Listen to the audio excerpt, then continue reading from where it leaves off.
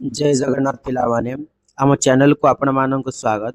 आज आम क्लास 9 ओडिया अध्याय 15 बुढ़ा संखारी गल्पर समस्त प्रश्न उत्तर सहज भाषा पढ़ा। तेबे वीडियो टी शेष पर्यंत देखंतु। तो पिले प्रथम प्रश्न देखिदबा संखारी बुढ़ार शारीरिक अवस्था किपरि थिला। तेने पिले 18 नंबर हेचे एटा 1 नंबर हेबो। तो संखारी बुढ़ार शारीरिक अवस्था किपरि थिला। तो क्लांत कवि लक्ष्मीकांत महापात्र बुढ़ा संखारी गल्परे संखारी बुढ़ार शारीरिक अवस्था अत्यंत दुर्बल थिला बोली कहिसंती। तांको प्राय 60 वर्षर वृद्ध काल होइतला। तांको 60 वर्ष होई जाइतिलानी। तांकर दांत सबु पड़ी जाइतिला एवं मुंड बाळ तेणिके थाउ छाती बाळ गुड़िक धड़फड़ होइके उडुतिला ना। तो खरा से जेतेबेले चाली चाली जाउची धूली सारा पाद होइची आंठू पर्यंत एवं झाଳରେ तार अष्टांग शरीर ଭିजी जाइतिला। द्वितीय प्रश्न कोन दिछि पिले बुढ़ा हालिया होई विश्राम नैतिबा घरटी किपरि थिला। तो देखिनवा पिले तो संखारी बुढ़ा विश्राम नैतिबा घरटी गाँ रे गोटे मुंडरे थिबा एक सम्भ्रांत परिवारर घर थिला एवं एहार 7 श्रेणिया छपर घर थिला एवं सेई घररे गोटे जाउली कबाट लागितिला पक्का पिंढा सदर लच्चा भितरे आड़को दुआर लंबी जाइतिला एवं भीतर पट पक्का होइतिला एवं बाहर मणारे चौपाढ़ रहितिला। तो घर स्त्री लोक माने भीतर आड़ू दुआर पर्यंत आसुतिले। एही घरटी तत्कालीन साम्राज्यर सम्भ्रांत परिवारर एक ऐश्वर्य और सामाजिक मर्यादार परिचय देउतिला। नेक्स्ट प्रश्न कोन दिछि पिले 3 नंबर प्रश्न दिछि बहुटीर गढ़ण किपरि थिला। तो बहुटी किपरि देखिबाको थिला। तो बहुत शांताणी अत्यंत सुंदरी थिले।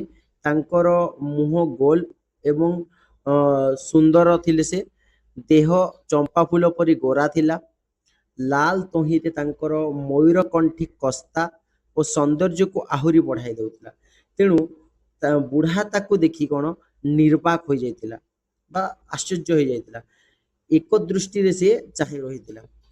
नेक्स्ट कोन दिछि बोले 4 नंबर प्रश्न बहुटी की संख्या खोजुतिला एवं बुढ़ा पाखरे की संख्या थिला।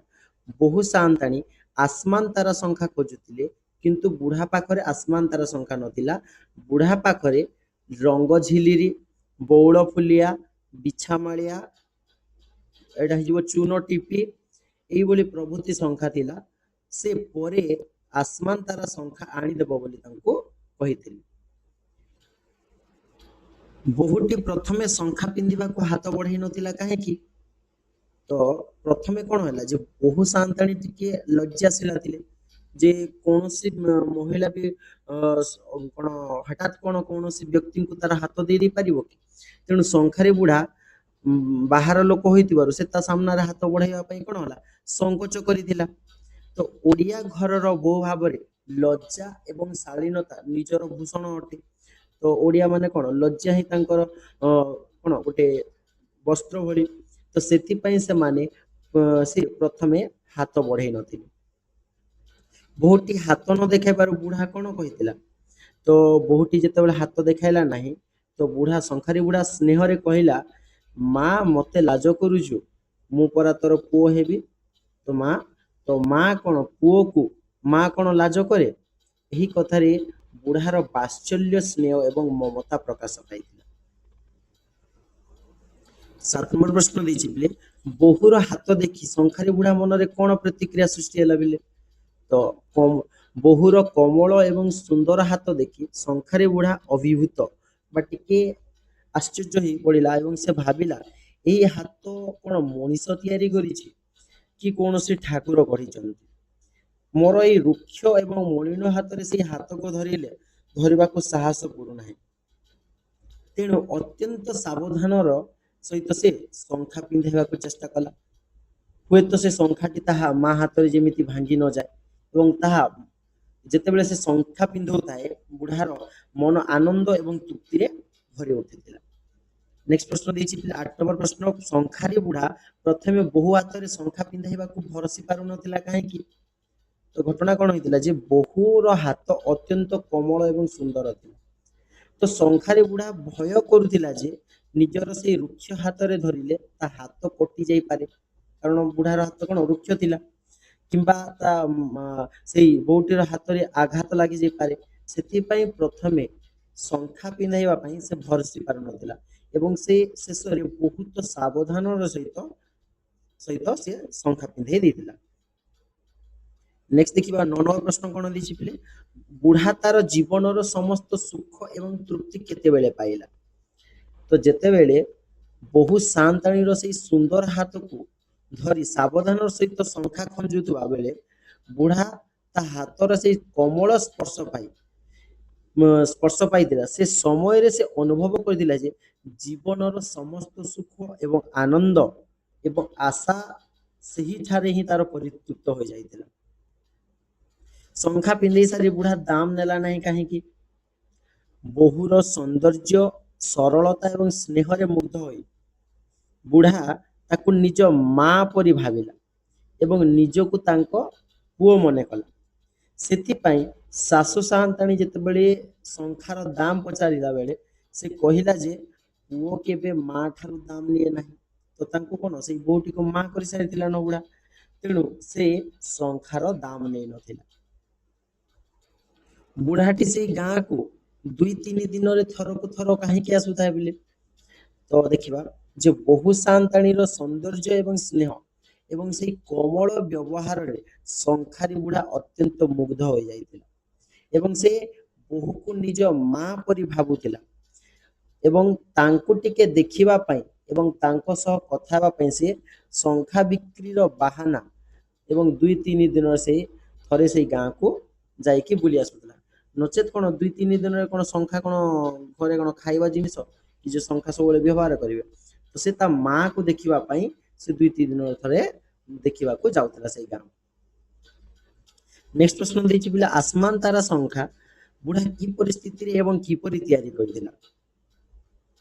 ଦେଖିଲା ଭାବିଲେ, ବହୁ ସାନ୍ତାଣୀ ଇଚ୍ଛା ପୂରଣ କରିବା ପାଇଁ ବୁଢ଼ା ରଜ ସଂକ୍ରାନ୍ତିରେ ଆସମାନ ତାରା ଶଙ୍ଖା ତିଆରି କରିବା ପାଇଁ ସ୍ଥିର କଲା, କିନ୍ତୁ ଖରାରେ ବୁଲି ବୁଲି ସେ ଜ୍ୱରରେ ପୀଡ଼ିତ ହୋଇ ପଡ଼ିଥିଲା, ଗୋଡ଼ ହାତ ଫୁଲି ଯାଇଥିଲା। ତଥାପି ବୋହୂ ପ୍ରତି ସେଇ ସ୍ନେହ ଏବଂ ମମତାରେ ସେ ନିଜର ଦୀର୍ଘ ଅନୁଭବ କରି ନିଜର ହାତ ସଫେଇ ବ୍ୟବହାର କରି ଯେତିକି ମଧ୍ୟ ତାଙ୍କୁ ବିଦ୍ୟା ଜଣାଥିଲା ସେଇ ବିଦ୍ୟାରେ ସେ ବହୁ କଷ୍ଟରେ ଆସମାନ ତାରା ଶଙ୍ଖା ତିଆରି କରିଥିଲା। ସେହିପରି ସୁନ୍ଦର ଶଙ୍ଖା ସେ ତା ଜୀବନରେ ପୂର୍ବରୁ କେବେ ମଧ୍ୟ ତିଆରି କରିନଥିଲା। ନେକ୍ସଟ ପ୍ରଶ୍ନ ଦେଇଛି ବୋଲେ 12 ନମ୍ବର, ଆସମାନ ତାରା ଶଙ୍ଖା ବୁଢ଼ା କି ପରିସ୍ଥିତି, এটা ତ ରିପିଟ ହେଇଛି ବୋଲେ କ୍ୱେଶ୍ଚନ। 13 ନମ୍ବର ଦେଖିବା, ସେଥର ବୁଢ଼ା ଡାକିଲା କିନ୍ତୁ ଭିତରୁ ଉତ୍ତର ଆସିଲା ନାହିଁ କାହିଁକି ବୋଲେ? ତ ଉତ୍ତର ନ ଆସିବାର କାରଣ ଜାଣିବା ଯେ ସେଥର ଯେତେବେଳେ ସେ ବୋହୂ ସାନ୍ତାଣୀକୁ ଡାକିଲେ ତାଙ୍କ ସ୍ୱାମୀଙ୍କ ସେ ସମୟରେ ଦେହାନ୍ତ ହୋଇଯାଇଥିଲା। ତ ସେଇ ତା ଯାହାକୁ ସେ ମା ବୋଲି ଭାବୁଥିଲା ତାଙ୍କର ସେଇ ବୋହୂଟିର କଣ ସ୍ୱାମୀଙ୍କର ମୃତ୍ୟୁ ହୋଇଯାଇଥିଲା। ସେ ବିଧବା ହୋଇ ଧଳା ଶାଢ଼ୀ ପିନ୍ଧିଥିଲେ ଏବଂ ହାତରେ ଶଙ୍ଖା ନଥିଲା। ଘରର ଲୋକମାନେ ଜାଣୁଥିଲେ ଯେ ଏହି ଦୃଶ୍ୟ ଦେଖି ବୁଢ଼ା ବହୁତ ଦୁଃଖ ପାଇବ, ତେଣୁ ସେଥିପାଇଁ ବୁଢ଼ା ଯେତେ ଡାକିଲେ ମଧ୍ୟ କେହି ଭିତରୁ ଉତ୍ତର ଦେଲେ ନାହିଁ। ନେକ୍ସଟ ପ୍ରଶ୍ନ କଣ ଦେଇଛି ବୋଲେ, ବୁଢ଼ା ନିଜେ ନ ମରି ମାକୁ ଦେଖିବାକୁ ଆସିଲା ବୋଲି କହିବାର ଉଦ୍ଦେଶ୍ୟ କଣ ଥିଲା ପିଲେ? ତ ଦେଖିନେବା ପିଲେ ଘଟଣା କଣ ହେଇଥିଲା। ଜ୍ୱରାକ୍ରାନ୍ତ ଏବଂ ମୃତ୍ୟୁପଥ ଯାତ୍ରା ହୋଇ ବୁଢ଼ା ନିଜ ମା ପାଇଁ ଦେଖା କରିବା ପାଇଁ ସେ କଣ ବୋହୂ ପାଇଁ ସେ ଆସମାନ ତାରା ଶଙ୍ଖା ତିଆରି କରିଥିଲା, କିନ୍ତୁ ଯେତେବେଳେ ସେ ସେଠାରେ ପହଞ୍ଚିଛି ଏବଂ ବୋହୂଙ୍କୁ ବିଧବା ବେଶରେ ଏବଂ ଧଳା ଲୁଗା ପିନ୍ଧା ହାତରେ ଶଙ୍ଖା ନଥିବା ଦେଖିଛି ସେ ସେତେବେଳେ, ସେଥିପାଇଁ ସେ କହିଥିଲା ଯେତେବେଳେ ଏଇଭଳି ଘଟଣା ଦେଖିଛି, ମା ରେ ମୁଁ ନ ମରି କାହିଁକି ତୋତେ ଦେଖିବାକୁ ଆସିଲି? ଅର୍ଥାତ୍ ବୋହୂର ସେଇ ବୈଧବ୍ୟ ବା ବିଧବା ବେଶ ଦେଖିବା ଠାରୁ ନିଜର ମୃତ୍ୟୁ ଅଧିକ ଶ୍ରେୟସ୍କର ବୋଲିକି ବୁଢ଼ା ମନେ କରିଥିଲା। 15 ନମ୍ବର ପ୍ରଶ୍ନ ଦେଇଛି, ବୋହୂଟିର ବର୍ତ୍ତମାନ ପରିଧେୟ କିପରି ଥିଲା ଯାହାକୁ ଦେଖି ଶଙ୍ଖାରି ନିଜକୁ ସମ୍ଭାଳି ପାରିଲା ନାହିଁ? ତ ପୂର୍ବରୁ ଯେଉଁ ବୋହୂଟି ରଙ୍ଗୀନ ଶାଢ଼ୀ ଏବଂ ଶଙ୍ଖା ପିନ୍ଧୁଥିଲା, କିନ୍ତୁ ତାଙ୍କର ଯେତେବେଳେ ସ୍ୱାମୀଙ୍କର ମୃତ୍ୟୁ ହୋଇଯାଇଛି ସେ ଧଳା ଥାନ ଲୁଗା ପିନ୍ଧିଥିଲା ଏବଂ ହାତରେ ଶଙ୍ଖା ନଥିଲା ଏବଂ ଗୋଡ଼ ଦୁଇଟା ଲଙ୍ଗଳା ଥିଲା ଏହି ବିଧବା ବେଶ ଦେଖି ଶଙ୍ଖାରୀ ବୁଢ଼ା ନିଜକୁ ସମ୍ଭାଳି ପାରି ନଥିଲା। ନେକ୍ସଟ କଣ ଦେଇଛି ପିଲେ?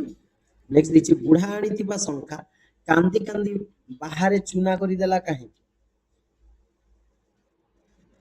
ବୁଢ଼ା ଶଙ୍ଖାରୀ ବହୁ କଷ୍ଟରେ ବୋହୂ ପାଇଁ ଆସମାନ ତାରା ଶଙ୍ଖା ତିଆରି କରି ଆଣିଥିଲା, କିନ୍ତୁ ଯେତେବେଳେ ବୋହୂ ବିଧବା ହୋଇଯାଇଥିବାର ସେ ଦେଖିଲା ସେ ଶଙ୍ଖା ପିନ୍ଧି ପାରିବେ ନାହିଁ, ବିଧବା ବ୍ୟକ୍ତି ଶଙ୍ଖା ପିନ୍ଧନ୍ତି ନାହିଁ, ତେଣୁ ସେହି ଶଙ୍ଖାର କୌଣସି ମୂଲ୍ୟ ଆଉ ରହିଲା ନାହିଁ। ଯେଉଁ ଶଙ୍ଖା ତା ମାଆକୁ ଭଲ ଲାଗିଥିଲା ବୋଲି ସେ ଏତେ କଷ୍ଟରେ ତିଆରି କଲା, ଯେତେବେଳେ ତା ମା ଆଉ ସେ ଶଙ୍ଖା ପିନ୍ଧି ପାରିବ ନାହିଁ ତ ତାର ମୂଲ୍ୟ ରହିଲା ନାହିଁ।